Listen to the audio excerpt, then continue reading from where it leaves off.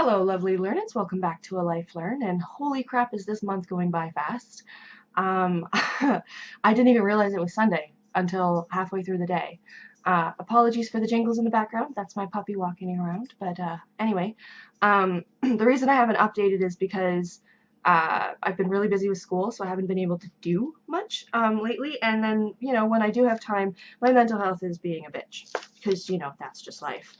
But I have made a little bit of progress in the sense that I now understand more clearly, exactly what I'm doing. I'm pursuing the Directive 6.1 and 6.2 from the ODSP Act of 1997 and the fact that they're discriminatory. And that's out of Section 30 and 31 of the Act. And these are things you specifically need to know if they're going to take you seriously. And what I'm pursuing, like, the only way to get anything done is if you, like, attack a specific policy. You can't just be like, everything's wrong with ODSP, which is kind of a little bit where that Facebook group was going for a bit that I was pursuing. And I'm still, like, part of it and trying to poke in and, like, participate and support what they're doing. But it's a bit disorganized. I don't quite understand where they're at, so I'm just kind of, like, in the background of that and pursuing my own thing on my own, which is basically trying to get this discrimination recognized. One thing that's interesting about this is it's something that a lot of coalitions have been or are pursuing really heavily this year or ever since CERB started, because a lot of them are like, what the hell? We've been pushing for years for you to increase rates for assistance, and now you just give $2,000 to people because they are income earners. Like, that's ableism 101. Because we're disabled, because we're not able to get a job, that means we don't deserve a livable amount of money. Nope, that doesn't sound humane at all. And so the Ontario, what are they called? Hold on. There's just so many things. The Ontario Coalition Against Poverty and the ODSP Action Coalition and ACORN Canada, or specifically ACORN Ontario, are all pursuing trying to get social assistance rates increased. They've specifically been, like, asking for it and requesting and advising and recommending that it be increased to $2,000 for, over a year now, ever since CERB. But the one thing that ACORN might incorporate into their demands now is the metric thing that I mentioned. I put the ask through, like, the people who work in my area, and they said that they talked to the Ontario district ACORN people, and they were going to consider incorporating that into their ask. The big problem with all of these different coalitions and all the different things that they're doing is they're doing political asks, and they're demanding these things, and they're recommending changes, but in the end, it's all things that the minister can rightfully ignore. And so what I am pursuing specifically is getting,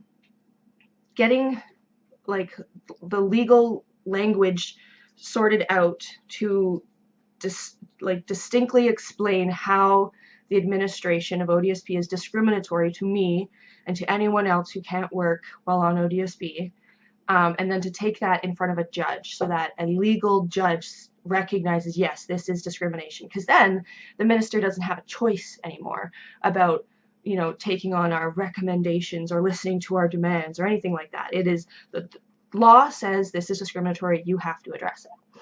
And there's lots of cases where that's happened, where, like, discrimination has been noted and so changes in legislation happen. And so that's kind of the route I'm going. As mentioned before, though, the tricky thing is finding a lawyer to take it. It doesn't have to be a lawyer, though. It just needs to be someone who can help me understand legal language so I don't screw myself up in the middle of trying to represent myself. Like, you can represent yourself in the law. It's just oftentimes you easily get screwed over because you don't understand all the ins and outs and the bullshit that people go to law school for. So if you guys know of any law students or law clinics or just communities of people within the Canadian law that maybe I can connect with to start talking to people about who might be interested in helping me figure out how to pursue this legally.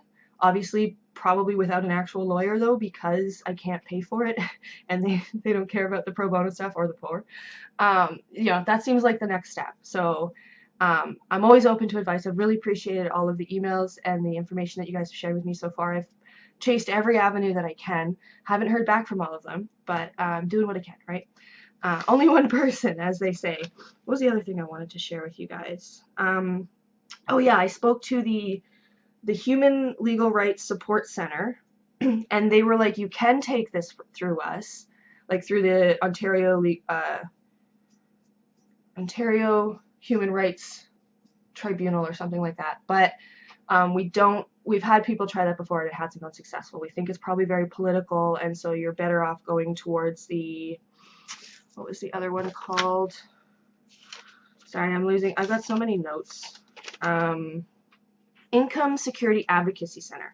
I had a couple of different people recommend to go that way. And I've called them and they're like, yeah, that's something that we're pursuing, but I don't really know like what we can do for you or what you can do for us. So write us an email, so that's my next step, is I'm writing emails to them and to the Ontario Coalition Against Poverty just to see how I can support their programs and their actions and the things that they're trying to push, and then how they might be able to support me in my attempts to get this like legally recognized. So I have no idea when the next vlog will be about this, because as you guys might remember, if you've been a follower for a bit, I like to do a video for come on brain, it's been a long day, for Earth Day, there we go, which is coming up in about a week and a half. So that's probably going to be the next video that comes out. But I'm still going to be pursuing this moving forward until, you know, I don't see there being a literal dead end. It's just like, where can I go with it now? So this might be years long, but I'm not giving up. And that's the point. If you have any recommendations on, you know, where I can pursue legal help, basically, and I'm not just talking legal advice or legal aid, because I've been through that. I mean, like, people I can talk to about my options that understand the law and but that aren't full-on lawyers and thus don't want to even like hear me. Yeah, please share in the comments, and as always, do join me again next week or sometime soon where I try again to share with something I've learned or experienced in life.